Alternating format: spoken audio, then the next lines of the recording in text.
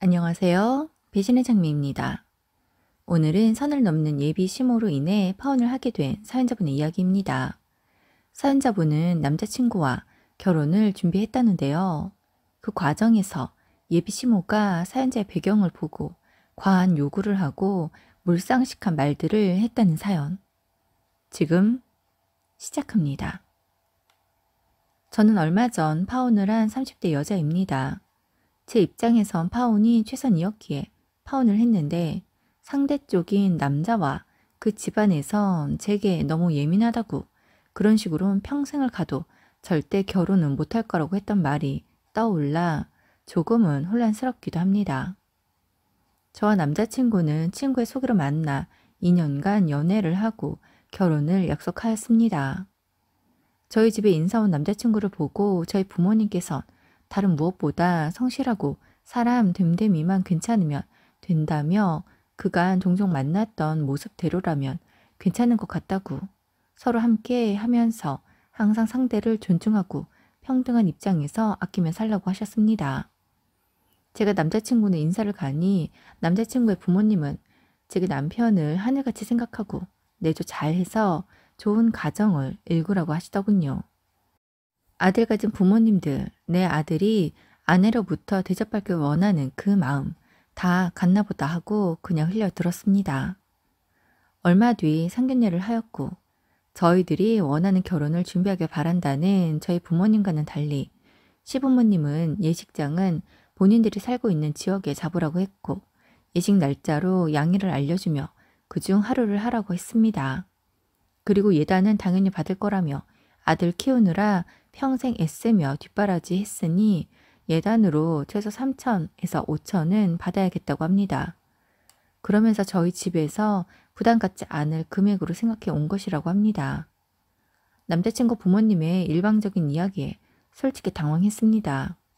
그래서 저와 남자친구가 계획하기로는 예단 예물은 하지 않고 서로 자금을 모두 모아 출퇴근이 편한 위치가 서초이다 보니 제가 조금 더 보태서 그 지역에 신혼집을 얻기로 했다고 했습니다. 그러자 어머니께서 하시는 말씀이 집은 집이고 자신은 예단은 받아야겠으니 따로 생각하라고 하시더군요.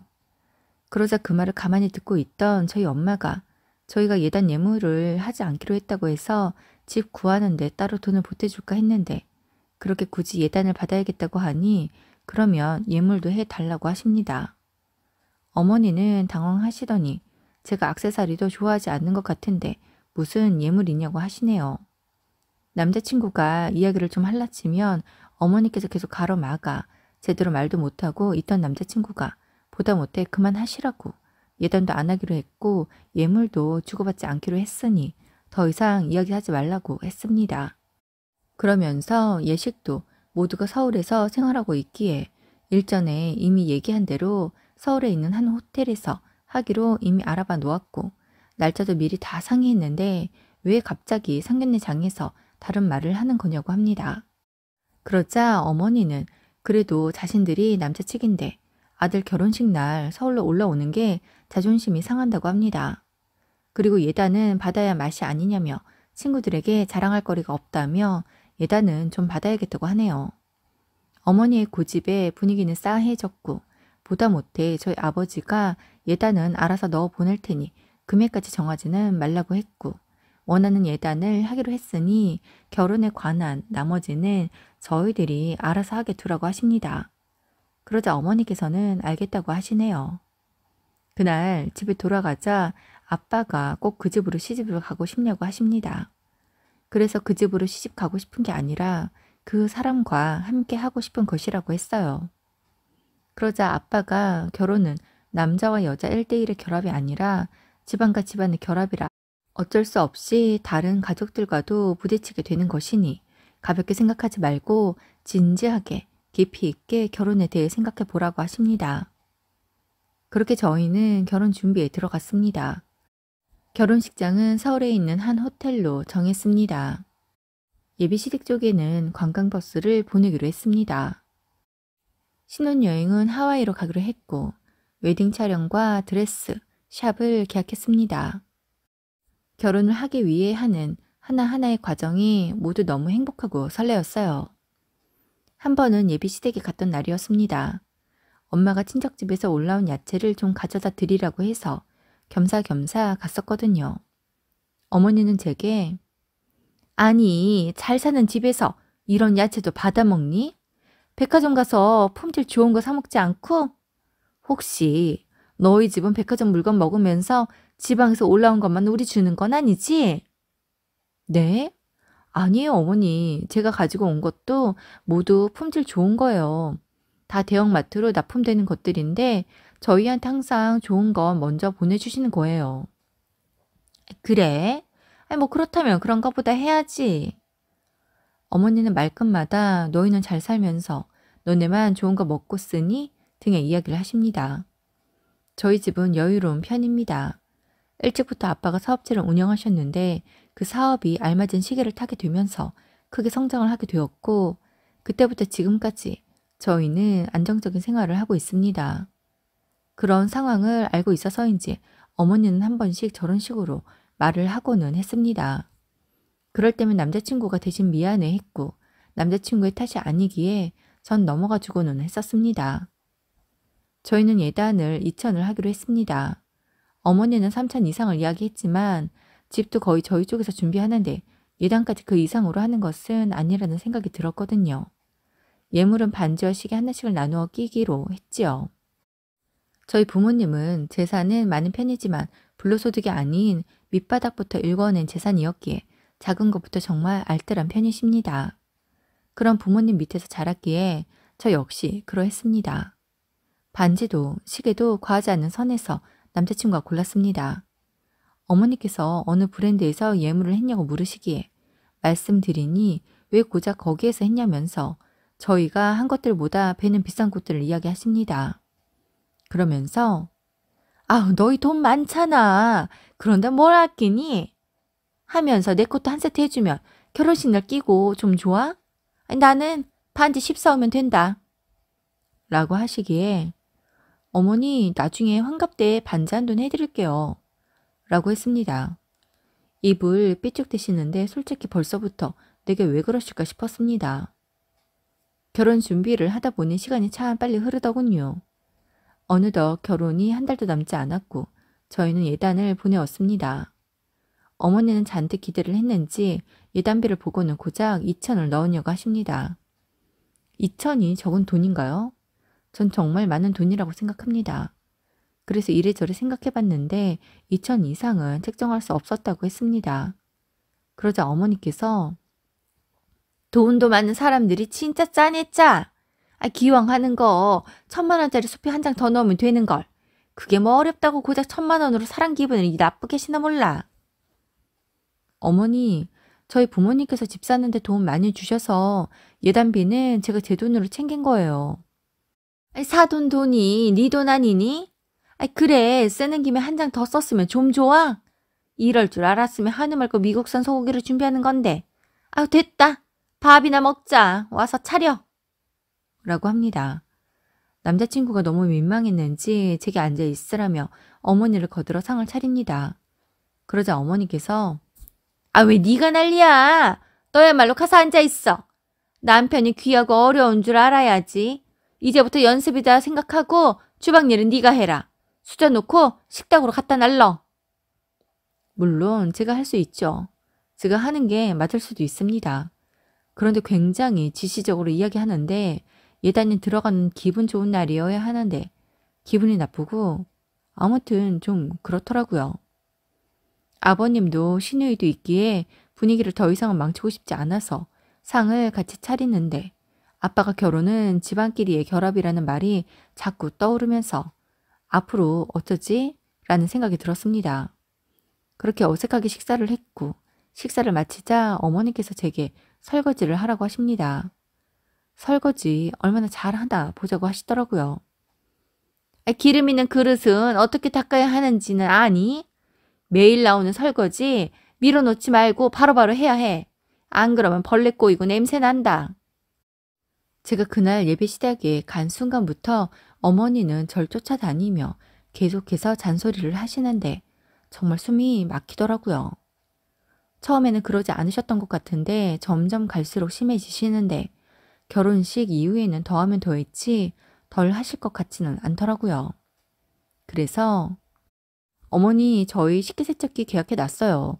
설거지 밀릴 일도 없고요. 그릇대 종류에 따라 다 알맞게 씻을 수 있어요. 걱정 마세요. 아니, 뭐? 식기세척기? 돈이 많으니까 별걸 다 사네. 그냥 물 틀어서 설거지하면 될걸. 왜 그런데 돈을 쓰니? 저희 맞벌이잖아요. 집에 와서 저희도 휴식을 취해야 하는데 집안일이 치이면 둘 다 힘들고 짜증도 높아질 것 같아서 상의해서 계약한 거예요. 우리 애는 그런 거 몰라. 네가 꼬셨겠지. 아무튼 요즘 애들 게을러서 설거지도 기계를 시킨다네. 제가 여기서 어머니랑 말싸움을 하면서 신랑 일을 버리는 게 무슨 소용인가 싶어 한마디 더 하고 싶었는데 참았습니다. 그렇게 설거지를 마치고 과일을 먹는데 어머니께서 지금부터 내 말 잘 들어. 내가 정말 진지하게 할 말이 있어. 내가 하는 이 말은 너희들이 토 달지 말고 꼭 지켜주길 바란다. 대체 어머님이 무슨 말씀을 하시려고 그러나 싶었어요. 너희 결혼해서 앞으로 버는 월급은 모두 나한테 보내도록 해. 이게 대체 무슨 말인가 싶었어요. 저는 눈이 휘둥그레졌는데 남자친구는 의외로 덤덤하더라고요. 그래서 제가 어머니 그게 무슨 말씀이에요? 저희 둘이 버는 돈을 어머니께 모두 보내라고요? 왜 그래야 하죠? 아니 왜냐고? 아니 너희는 지금도 돈 많잖아. 그걸로 평생 먹고 살 수 있는 거 아니야? 우리는 수입도 적고 이 나이 우리 둘이 계속 일을 할 수도 없는 거잖니. 그러니까 너희 월급으로 우리 좀 살자.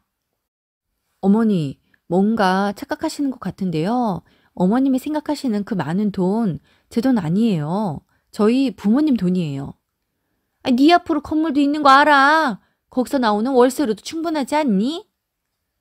그건 어떻게 아시게 됐는지는 모르겠지만 거기서 나오는 월세는 제가 20%만 사용하고 나머지는 부모님께 보내드리고 있어요. 아니 뭐? 아니 그걸 왜 사돈을 들이니? 네 돈인데. 아니 그래. 그래. 아니 지금까지는 그랬다고 치자. 하지만 결혼하고 나면 넌 우리 집 식구이니 이제부터는 안 된다. 월급을 못 주겠으면 네가 사돈들에게 했듯이 그 월세를 우릴 다오. 아니, 나는 80%는 싫어. 100% 주는 걸로 해. 어머니가 당당히 요구하는 것도 그 말을 듣고도 가만히 있는 남자친구도 너무 어이가 없었어요.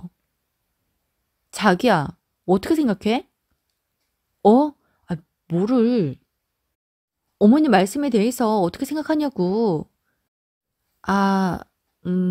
그게 우리 부모님이 연세도 있고 계속 일을 하기 힘드시니 내가 아들이니까 생활비를 드려야지 않을까 싶긴 해. 뭐라고? 자기야, 우리 부모님은 연세가 60 중반이신데도 한창 일하시거든? 자기 부모님은 아직 환갑도 안 되셨는데 연세가 많다고? 대체 어떤 기준이야? 남자친구는 제 물음에 아무 대답도 하지 못했습니다. 더 생각할 것도 없네. 난 못해. 어머니, 전 그 어떤 생활비도 못 드려요. 돈이 필요하시면 일해서 버세요. 아직 한창이신데 왜 자식들한테 돈을 바라세요? 저희가 어떤 때가 되어 드리는 용돈도 아니고 생활비를 달라고요? 그것도 아들 부부가 버는 돈을 전부요? 와, 진짜 이건 무슨 아들 결혼시키는 게 아니라 봉을 잡았다고 생각하시나 봐요. 저희 부모님이 사돈들 생활비 쓰라고 개처럼 일해서 일군 사업 아니고요. 그렇게 쓰이라고 건물 사서 저 주신 거 아니에요. 어머니께서 이런 말씀하지 않으셨다면 제가 때마다 용돈도 드리고 나중에 연세 더 드시고 나면 생활비도 어느 정도 드릴 수 있었겠지요. 그런데 벌써부터 이러시니 저한테는 그 어떤 것도 기대하지 마세요. 못 드려요. 아니, 안 드려요. 뭐? 너 지금 뭐 착각하나 본데? 아직 결혼은 안 했지만 난 네 시어머니고 여기는 시댁이야. 어디 말을 해도 그렇게 싸가지 없게 하니? 어머니, 전 어머니에게 싸가지 없다는 말 들을 행동하지 않았어요. 어머니께서 먼저 선을 넘으셨고 제게 하지 말아야 하는 말을 하신 거예요. 와, 너 지금 우리보다 좀 잘 산다고 우리 집 무시하니? 네가 너무 예민해. 너 그런 식이면 우리 아들이 아니라 그 누구랑도 결혼 못하고 혼자 늙어 죽어야 해. 전 전혀 그게 아닌데 그렇게 느끼셨다면 제가 그것에 대해 뭐라고 드릴 말씀은 없네요. 아무래도 저 여기에 더 못 있을 것 같아요. 오늘은 먼저 일어나겠습니다. 그리고 자기야, 나 결혼 다시 생각해봐야 할 것 같아. 어머님보다 자기한테 더 실망해서 안 될 것 같아. 라고 하고 집으로 돌아왔습니다. 남자친구가 대체 뭐가 문제냐고, 왜 이러냐고 하기에 문제가 뭔지 모르는 네가 더 문제라고 했습니다. 남자친구가 계속 전화가 오기에 받지 않았습니다. 그리고 저희 부모님에게로 가서 파혼을 하겠다고 했습니다. 제 말을 가만히 듣고 있던 아빠가 그 결정을 하기까지 많은 고민이 있었겠지만 이유는 좀 알고 싶다고 하십니다. 그래서 그간 있었던 이야기를 하며 아빠가 그때 왜 집안과 집안의 결합이라는 것을 이야기했는지 알겠다고, 벌써부터 나 하나가 아닌 우리 집을 보며 다가오는 시어머니가 부담스럽고 우리 집과 너무 다른 생활 분위기에 도저히 적응이 되지 않는다고 했습니다. 게다가 남자친구가 저에게는 잘하지만 가족들, 특히 시어머니 앞에서는 아무 말도 하지 못하고 잘못된 상황에도 꼼짝하지 못하는 모습을 보니 아무래도 결혼까지는 어렵겠다는 결론을 내렸다고 했습니다. 엄마도 아빠도 제 이야기에 깊은 한숨을 쉬었고 제가 내린 결론대로 하라고 하셨습니다. 남자친구는 어머니의 과한 말은 이해하지만 자신이 잘못한 점은 무엇인지 모르겠다고, 대체 왜 이렇게까지 하냐고 하기에 그게 더 문제라고, 평생을 함께 살아야 하는 사람인데 더 이상 확신이 없다고 했습니다. 저는 바로 모든 지인에게 파혼을 알리고 결혼식에 참석하지 말라고 했습니다. 남자친구는 제게 한참을 매달렸지만 단호한 제 모습에 결국에는 파혼을 받아들였습니다. 결혼식장과 신혼여행, 드레스, 헤어, 메이크업, 계약 해지에 따른 위약금은 남자친구에게 내려고 했습니다. 대신 저는 집과 가전, 가구에 대한 부분에 대해서 책임을 지겠다고 했어요. 지금 전 파혼을 하고 신혼집으로 계약했던 집에서 독립해 지내고 있습니다.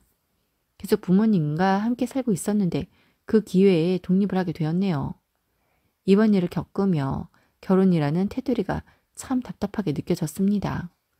사랑하는 사람과 연애는 참 좋지만 결혼은 정말 어려운 것이라는 걸 알게 된 것이죠. 제가 언제 다른 사람과 다시 결혼을 결심하게 될지는 모르겠습니다. 평생 혼자 살 수도 있겠지요. 하지만 다시 누군가를 만난다면 그 사람도 그 사람의 가족도 저희 배경이 아닌 저를 있는 그대로 사랑해 줄 수 있는 사람을 만나고 싶습니다. 오늘도 함께 해주셔서 감사합니다. 지금까지 배신의 장미였습니다.